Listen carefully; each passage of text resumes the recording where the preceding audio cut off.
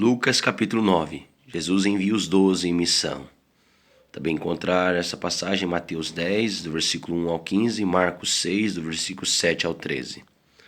Havendo Jesus convocado os 12, concedeu-lhes poder e completa autoridade para expulsar todos os demônios, assim como para realizarem curas. Nota de rodapé 1.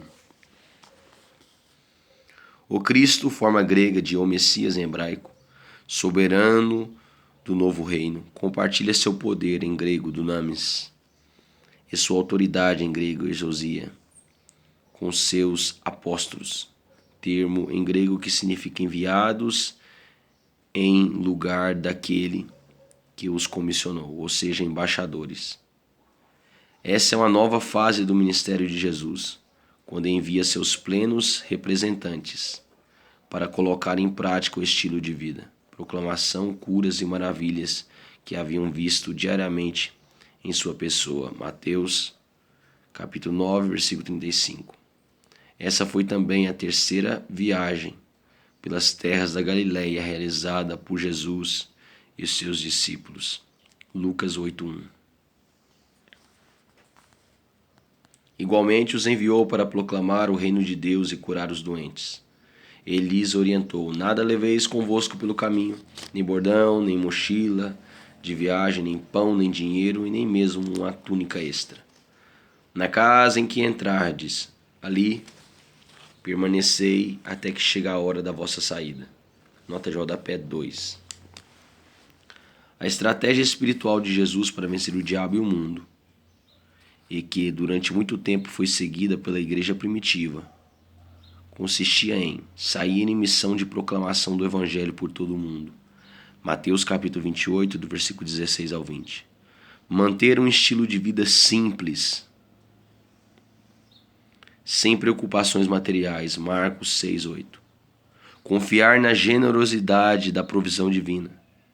Ter senso de urgência, remindo o tempo e aproveitando bem todas as oportunidades para apresentar a salvação em Cristo.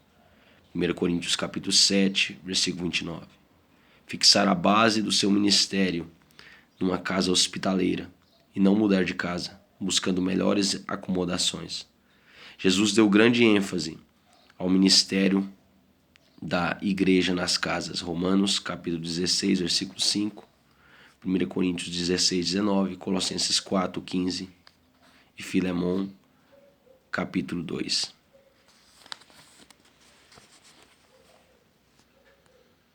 Porém, se não vos receberem, sacudi o pó das vossas sandálias, assim que saídes daquela cidade, como testemunho contra aquela gente. Nota de rodapé 3.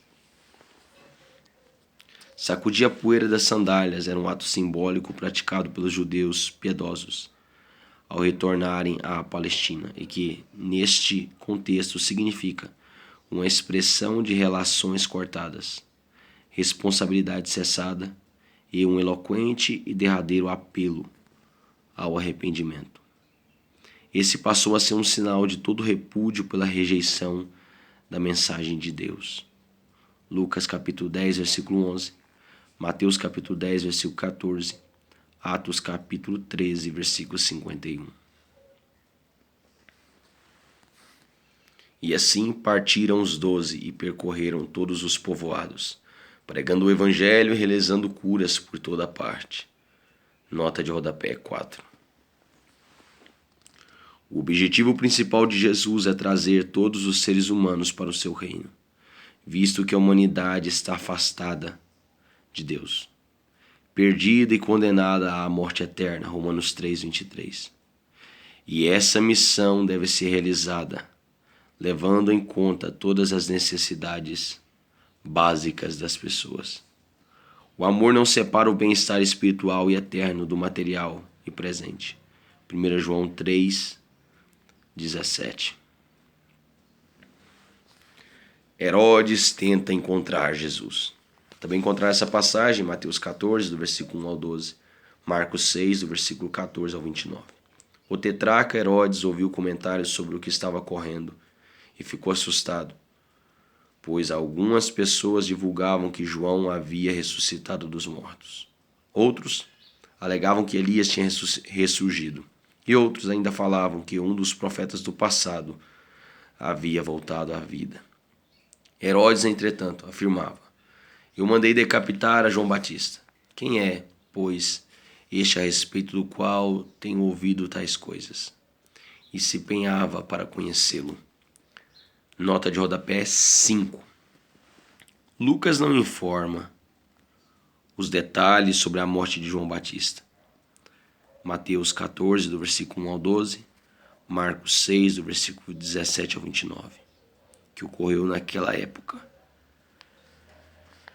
Entretanto, Herodes Antipas, filhos de Herodes o Grande, Mateus capítulo 2, do versículo 1 ao 19, perturbado pelo medo e remorso, ansiava-se ver se Jesus era João Batista, que ele assassinara. Lucas capítulo 13, versículo 31 e Lucas capítulo 23, versículo 8. Entretanto, seu desejo de ver a Cristo só se concretizou no julgamento de Jesus. Lucas 23, versículo 8 ao 12. Somente as pessoas que recebem a Cristo em seu coração por meio de fé pura e sincera ganham a capacidade de vê-lo. Lucas 9, 27, Lucas 13, 35, João 11, 40. O crer sempre precede o ver. Crer primeiro e depois ver no reino de Deus. Tanto Herodes quanto os judeus e qualquer outra pessoa que procure um sinal de Deus são exortados, antes de tudo, ao arrependimento sincero e à entrega da alma aos cuidados do Senhor. Mateus capítulo 12, do versículo 38 ao 42.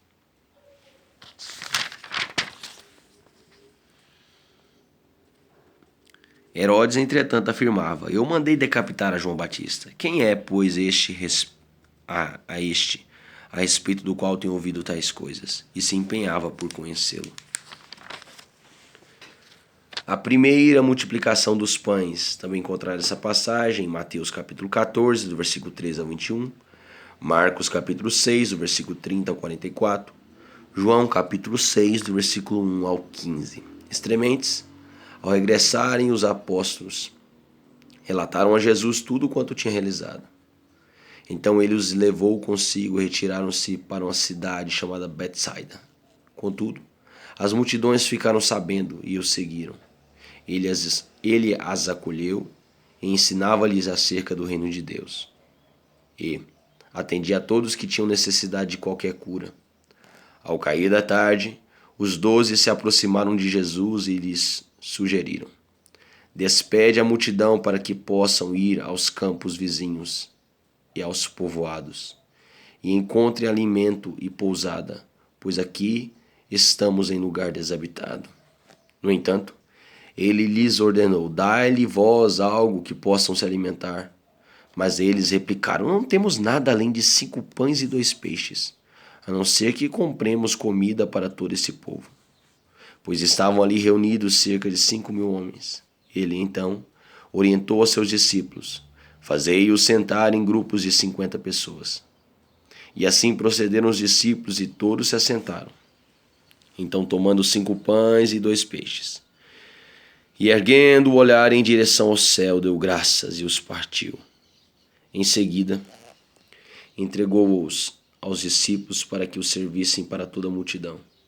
E aconteceu que todas as pessoas se alimentaram até ficarem plenamente satisfeitas.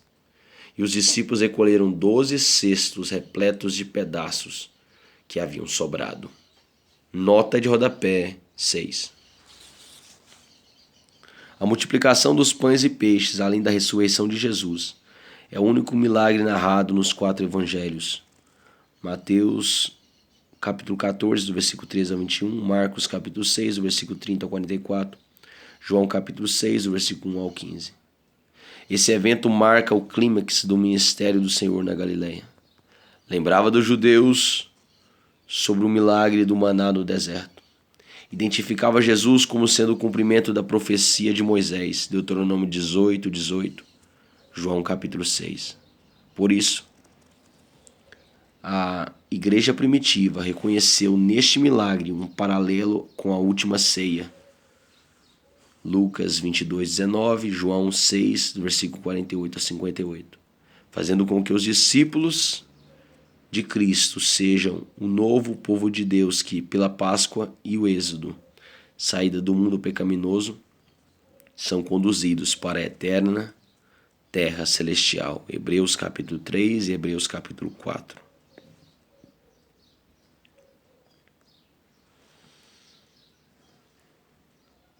Pedro confessa que Jesus é o Cristo.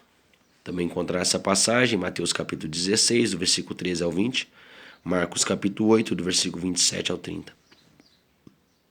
Certa ocasião, estava Jesus orando em particular, e com ele estavam seus discípulos. Então lhes indagou: quem as multidões afirmam que eu sou? Nota de rodapé 7. Lucas dá especial atenção ao relato de Jesus em oração, conversando com o Pai, antes do batismo, da escolha dos 12, da confissão de Pedro, da transfiguração e da traição. Lucas dá especial atenção ao relato de Jesus em oração, conversando com o Pai, antes do batismo, da escolha dos 12, da confissão de Pedro, da transfiguração e da traição. Ao que eles replicaram: alguns comentam que és João Batista, outros Elias, e ainda outros afirmam que és um dos profetas do passado que ressuscitou. Mas vós, inquiriu Jesus, quem dizeis que eu sou? Então Pedro tomou a palavra e declarou: és o Cristo de Deus. Nota de rodapé 8. Pedro era o porta-voz natural dos 12 há séculos. O Messias era aguardado com ansiedade. Cristo é a tradução grega do termo hebraico Mashiach, que significa o ungido. Expressão que na antiguidade se referia ao sumo sacerdote, como na Septuaginta, Levíticos 4, versículo 5. E depois designou o rei. 1 Samuel 2:10, 1 Samuel 2:35, Salmos 2:2, Daniel 9:25. E foi interpretado pelos doutores e mestres judaicos ao tempo de Jesus, como Salvador e Libertador prometido, cuja vida era considerada iminente. Jesus prediz sua morte e ressurreição. Mateus capítulo 17, do versículo 1 ao 8. Marcos capítulo 9, do versículo 2 ao 8. Então Jesus os preveniu veementemente e ordenou que a ninguém revelassem esse fato. E acrescentou: pois é necessário que o Filho do Homem passe por muitos sofrimentos e venha a ser rejeitado pelos líderes religiosos, pelos chefes dos sacerdotes e pelos mestres da lei, seja assassinado e, ao terceiro dia, ressuscite. O povo judeu nutria há séculos uma falsa expectativa em relação a figuras do Messias. Esperava um revolucionário, guerreiro e estrategista militar que libertasse Israel do Império Romano e instalaria seu reino de glória e poder, a exemplo de Davi.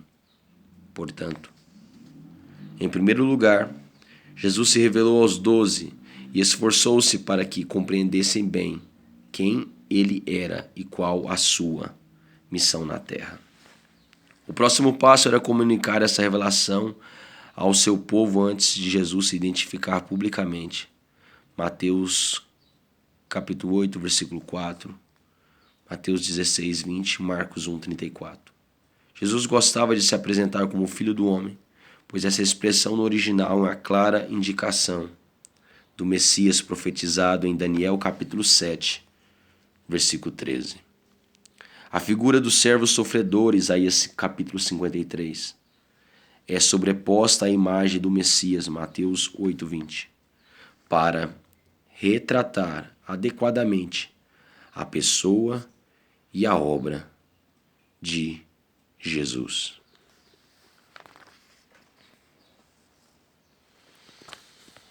Tome a sua cruz e siga a Jesus. Também encontrar essa passagem em Mateus capítulo 16, do versículo 24 ao 28, Marcos 8, do versículo 34, até Marcos 9, do versículo 1.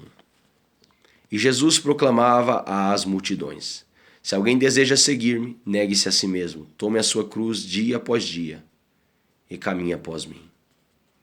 Pois quem quiser salvar a sua vida, a perderá. Mas quem perder a sua vida por minha causa, este a salvará.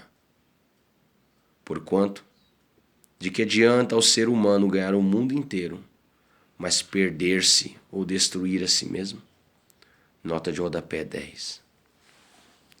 Seguir a Jesus exige sacrifício do ser humano. Consagração, abnegação, dedicação, disciplina e absoluta obediência voluntária à palavra de Deus. Lucas ainda dá ênfase ao aspecto da continuidade, ou seja, viver assim dia após dia, haja o que houver. A imagem da crucificação era comum e clara para todos os discípulos. Era a maneira como o Império Romano executava os traidores criminosos e revolucionários da época. Contudo, Jesus assegura ao fiel que ainda que lhe seja necessário dar a própria vida em holocausto por amor a Deus, uma nova vida de paz e felicidade lhe será outorgada. Pessoas que aceitam o convite do Senhor e decidem abandonar uma vida mundana, morrer para o mundo, passando a dedicar-se à obra de Cristo, são grandes testemunhas desse milagre, viver para Cristo. Gálatas capítulo 2, versículo 19 e 20. Filipenses capítulo 1, versículo 21. Nenhuma outra declaração de Jesus recebeu tanto destaque por parte dos 4 evangelistas como esta. Mateus capítulo 10, versículo 38 e versículo 39. Mateus 16, versículo 24 e 25. Marcos capítulo 8, versículo 34 e versículo 35. Lucas capítulo 14, versículo 26 e versículo 27. Lucas capítulo 17, versículo 33.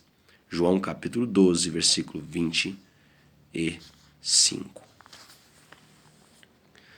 Se alguém se envergonhar de mim e das minhas palavras, o Filho do Homem igualmente se envergonhará dele, quando voltar em sua glória e sob as honrarias do Pai e dos santos anjos. Com certeza vos asseguro que alguns que aqui se encontram de modo algum passarão pela morte antes de verem o reino de Deus. Nota de rodapé 11. A palavra grega que usada, morte antes, indica que Jesus não se refere aqui à sua segunda e gloriosa vinda, pois não haverá morte depois. 1 Tessalonicenses 4,17.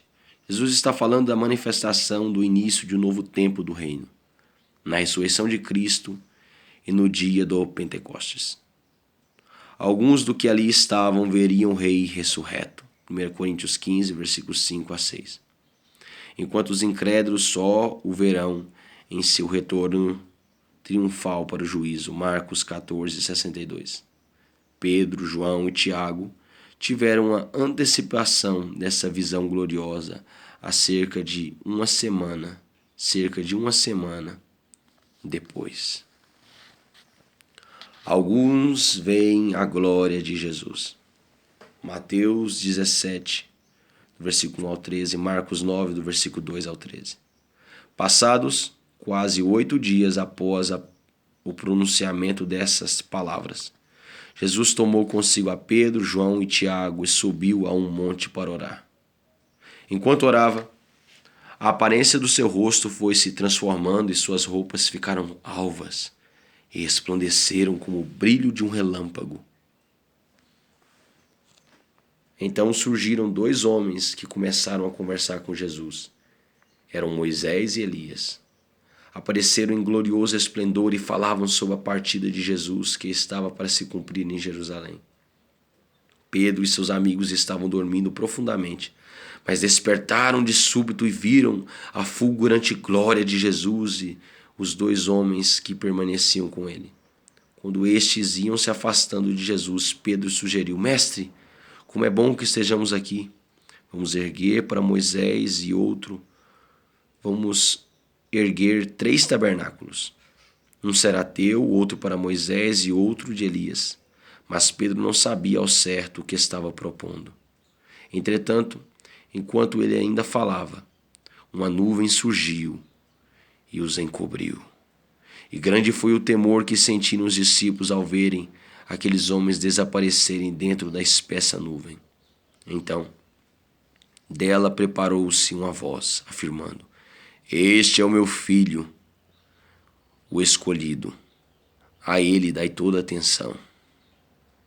Passando o som daquela voz, Jesus ficou só. Os discípulos, então, guardaram o que viram e ouviram somente para si. Durante aquele tempo não compartilharam com ninguém o que acontecera. Nota de rodapé 12. Conforme estudos de respeitáveis arqueólogos e historiadores cristãos, o lugar onde ocorre o milagre da transfiguração é o Monte Hermon, cujo cume coberto de neve, a cerca de 2.740 metros de altura. Marcos, capítulo 9, versículo 2. Pode ser avistado de muitas partes da Palestina, brilhando como ouro polido à luz do sol. Moisés e Elias, os grandes representantes da lei e dos profetas, aparecem em glória, porém não como espíritos imateriais, e sim em forma corpórea como Jesus estava. Elias havia sido trasladado corporeamente para o céu, 2 Reis 2, versículo 11. E o testemunho de Judas capítulo 1, versículo 9, dá a entender que Moisés fora ressuscitado da morte. A obra de Moisés havia sido completada por seu discípulo Josué, assim como a de Elias por seu discípulo Eliseu. Uma variação do nome Josué. Agora estava conversando com Jesus, nome grego correspondente a Josué, que em hebraico significa Deus Salvador, ou Jeová é salvação. E Lucas nos informa que o assunto era o êxodo, em grego a partida de Jesus. 2 Pedro capítulo 1, versículo 15. A obra redentora de Cristo, na cruz, sua morte e, consequentemente, a sua ressurreição, ascensão e glória final. Esse encontro extraordinário, presenciado por 3 apóstolos do Senhor, indica o momento exato do cumprimento de tudo quanto o Antigo Testamento prenuncia. A tipologia do Êxodo fornece o plano de fundo. Jesus supera Moisés na formação e no governo do novo Israel de Deus, por ser o Filho. Versículo 35. Hebreus capítulo 2, versículo 9, versículo 10.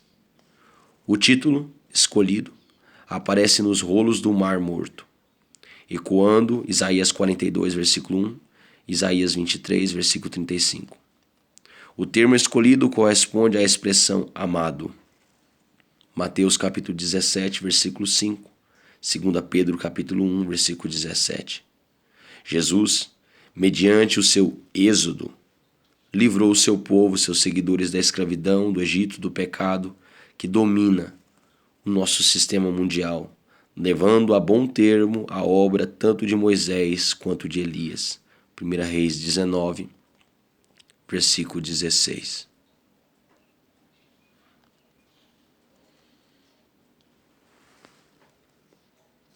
A cura de um menino possesso. Também encontrar essa passagem em Mateus capítulo 17, versículo 14 ao 23, Marcos 9, do versículo 14 ao 32. No dia seguinte, assim que desceram do monte, uma grande multidão veio ao encontro de Jesus. Nota de rodapé 13. O milagre da transfiguração ocorreu à noite. No outro dia, após o grande êxtase no monte, Jesus e os discípulos descem para o vale e encontram a vida normal, cotidiana, com suas aflições, inquietações e necessidades básicas. Toda essa sequência de acontecimentos demonstra a necessidade do serviço cristão ser uma extensão do culto, a permanência no monte, na contemplação ou busca de experiências, sem um esforço prático para melhorar a vida das pessoas no vale e vice-versa, resulta em falta de poder e autoridade. A possessão demoníaca afeta as suas vidas de maneiras diversas. Mateus 17:15, Marcos 9:17, Marcos 4:33, Marcos 8:28, Marcos 13:11-16. Na vida deste jovem, o espírito maligno catalisou os efeitos nocivos da epilepsia, amedrontando e confundindo as pessoas e os próprios discípulos de Jesus que haviam ficado no vale. De repente, um homem surgiu do meio da multidão, clamando em alta voz: Mestre, suplico-te que socorras meu filho, meu único filho. Um espírito se apodera dele. No mesmo instante faz o menino berrar, joga-o no chão, provoca-lhe convulsões até espumar pela boca. Jamais o deixa por muito tempo, e por meio de muitos ferimentos o está destruindo. Roguei aos teus discípulos que expulsassem o espírito maligno, mas eles não conseguiram. Então declarou Jesus: ó geração sem fé e perversa! Até quando estarei convosco e sofrerei vossa incredulidade? Trazei-me aqui o teu filho. Nota de rodapé 14. As pessoas estavam vendo os milagres de Jesus como maravilhas e oportunidades de se livrarem de situações incuráveis ou insolúveis. Mas não conseguiam ver os prodígios das palavras e das realizações de Jesus, os sinais da presença de Deus na terra entre o seu povo. O lamento de Jesus é contra a incredulidade de todas as pessoas que se aproximam de Deus apenas para testar seu poder, para assistir a um exemplo de ação extraordinária e especial do Criador. Esquecidas de que precisam de arrependimento, buscar apenas uma solução rápida, prática e a baixo custo para seus problemas imediatos. Esquecidas de que precisam de arrependimento, buscam apenas uma solução rápida, prática e a baixo custo para seus problemas imediatos. Deuteronômio 32, 5, Números 14, 27. Enquanto o menino caminhava em sua direção, o demônio o lançou por terra em convulsão. Porém, Jesus repreendeu o espírito imundo, curou o menino e o entregou de volta a seu pai. Diante disto, todos ficaram pasmos perante o poder majestoso de Deus. Nota de rodapé 15. Jesus refletia de maneira tão clara a imagem de Deus Imago-Dei, que as multidões admiravam nele a sublimidade e a realeza do Senhor. 2 Pedro capítulo 1, versículo 16. Contudo, Jesus não se deixava envolver pelos louvores e bajulações do povo e procurava sempre lembrá-los de que resumava resoluto para entregar sua vida como holocausto para a salvação da humanidade, a quem sempre muito amou. João 3:16. Jesus prediz a sua morte outra vez. Mateus 17, 22-23, Marcos 9, versículo 33-37. Enquanto todas as pessoas estavam maravilhadas com seus feitos, todos prodigiosos, ele comunicou aos seus discípulos: dai toda a vossa atenção às palavras que vos passo a revelar. O Filho do Homem está prestes a ser entregue nas mãos dos homens. Todavia, eles não conseguiam entender o significado de tais palavras, pois foi-lhes vedado esse entendimento, a fim de que não as compreendessem.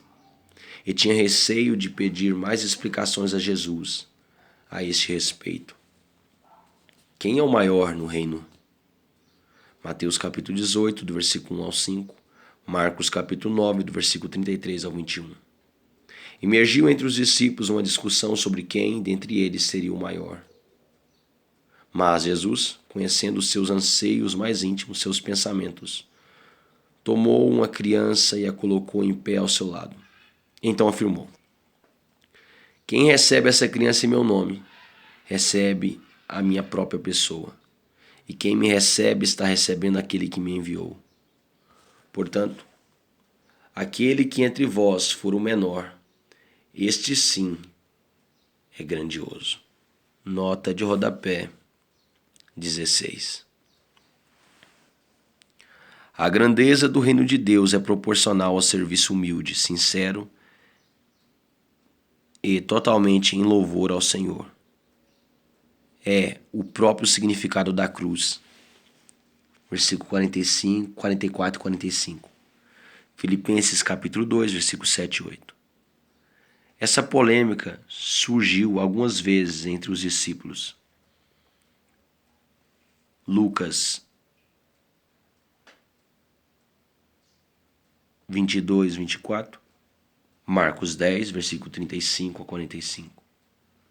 O verdadeiro e desinteressado amor é provado por sua operação em favor daqueles que são considerados pela sociedade como os mais insignificantes. Esse amor será exaltado e premiado por Deus. Jesus não aprova o sectarismo.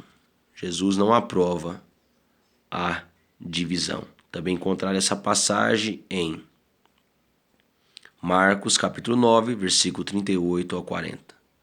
Então replicou João: Mestre, vimos um homem expulsando demônios em teu nome e nos dispusemos a tentar impedi-lo, pois afinal ele não caminha conosco.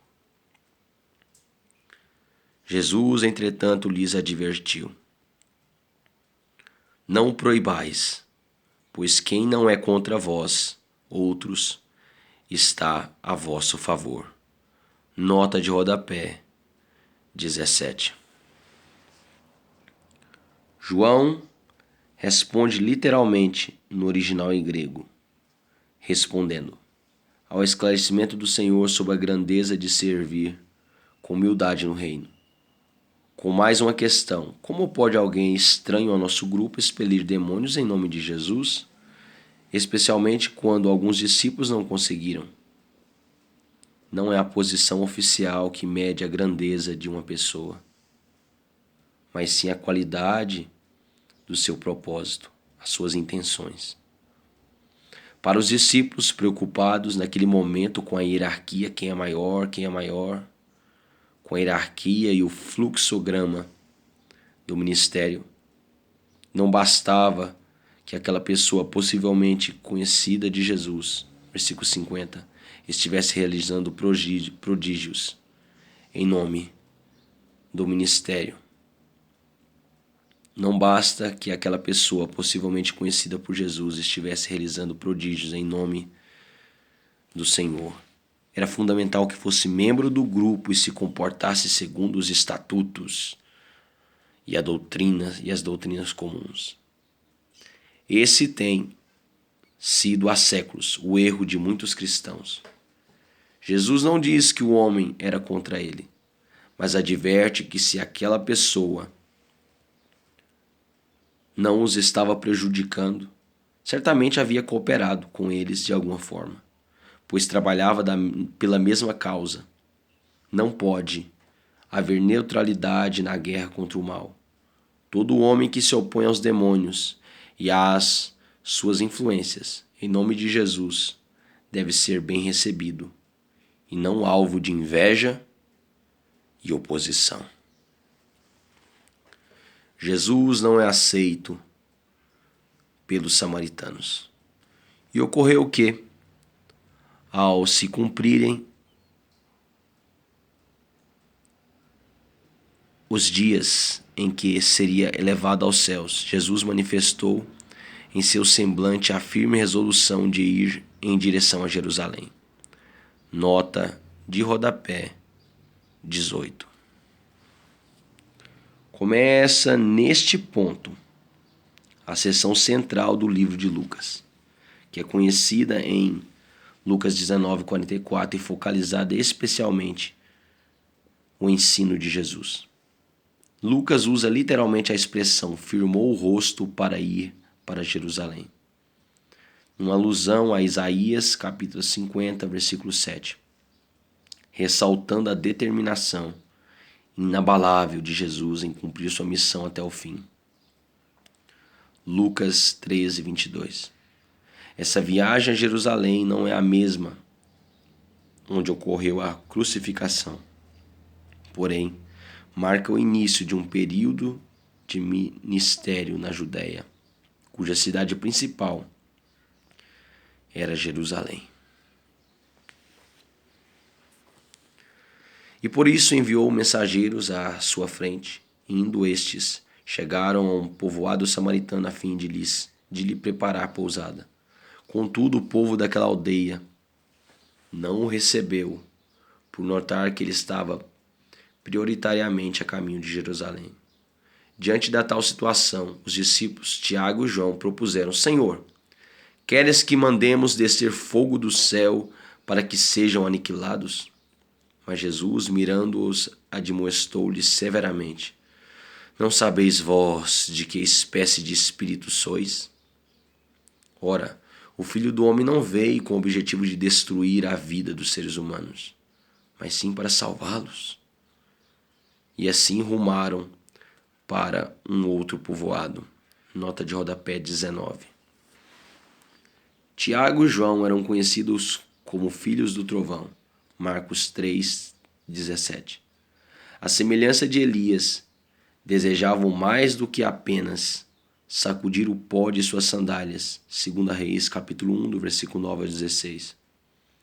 Entretanto, Jesus os alerta para o fato de pertencerem a outro espírito e demonstra o tipo de amor que estava ensinando aos seus discípulos. Mateus 5, 44. Para alguns estudiosos, partes dos versos 55 e 56 foram introduzidos por copistas ao longo dos primeiros séculos. No entanto, o Comitê de Tradução da King James decidiu manter o texto inalterado, como vem sendo publicado originalmente desde 1611, e sobre os quais as novas descobertas nada acrescentam, em contrário. O alto custo do discipulado. Também encontra essa passagem em Mateus capítulo 8, do versículo 19 ao 22. Quando estavam andando pelo caminho, uma pessoa declarou a Jesus: Eu te seguirei por onde quer que andares. Mas Jesus lhe replicou: As raposas têm suas tocas, e as aves do céu têm seus ninhos, mas o Filho do Homem não tem onde repousar a cabeça. Nota de rodapé 20. Quais são as pessoas que não podem seguir a Jesus? Quais são as pessoas que não podem seguir Jesus? As que valorizam a segurança e o conforto acima do Senhor. As que dão total preeminência à família e aos amigos, muito acima do Salvador. As que permanecem contemplando o que deixaram para trás, a velha vida, enquanto caminham. Gênesis capítulo 19, versículo 26. Efésios capítulo 5, do versículo 17 ao 24. Entretanto, a outro homem fez um convite: segue-me. Ele, contudo, argumentou: Senhor, permite-me ir primeiro sepultar meu pai. Todavia insistiu Jesus: Deixa os mortos sepultarem os seus mortos, os seus próprios mortos. Tu, porém, vai e proclama o reino de Deus. Nota de rodapé 21. conforme as tradições e rituais fúnebres observados no judaísmo. Se o pai daquele homem já estivesse morto, ele não poderia estar ali no meio do caminho. Deveria estar se ocupando de todos os detalhes e cerimônias que envolviam um sepultamento judaico naqueles dias. O que o homem pede, na verdade, é um tempo para ficar em casa até que seu pai morra, para depois, mais maduro e livre de certas obrigações, poder avaliar com calma as vantagens e desvantagens de aceitar o convite de Cristo. Mas Jesus e o reino têm urgência e necessitam de pessoas dispostas e resolutas. Jesus usa um jogo de palavras em grego. Aplica-se duplamente ao sentido físico e espiritual da palavra morto, para chocar aquele homem com a verdade de que restarão muitas pessoas no mundo que não atenderão ao chamado de Deus para a vida eterna e que, portanto, aos mortos espirituais caberá cuidar dos rituais de um mundo que perece. Efésios 2, versículo 1. Outro ainda lhe prometeu: Senhor, eu te acompanharei, mas deixa-me primeiro despedir-me dos meus familiares. Ao que Jesus lhe asseverou: ninguém que coloca a mão no arado e fica contemplando as coisas que deixou para trás é apto para o reino de Deus. Nota de rodapé 22. Esse trecho bíblico, Lucas capítulo 9, do versículo 57 ao 62, se passa justamente ao longo do caminho. Enquanto Jesus viajava, Lucas nos conta alguns dos muitos casos de pessoas que se apresentaram foram convidadas a seguir Jesus e fazer parte do reino de Deus. Nos 3 exemplos narrados por Lucas, todas as pessoas tinham razão para adiar ou recusar esse cumprimento. Claramente, tiveram boas intenções, mas não haviam percebido a natureza das exigências que a nova vida e o reino faz aos seres humanos que habitarão a Nova Jerusalém. A missão de Cristo é mais urgente do que aquela que Elias estabeleceu para Eliseu. 1 Reis 19, 20. Todo o trecho mostra que Jesus não exige aquilo que ele mesmo, enquanto ser humano, não praticou ou suportou. Assemelhar-se ao Mestre é o grande alvo e o preço do discipulado. Lucas 6, 40.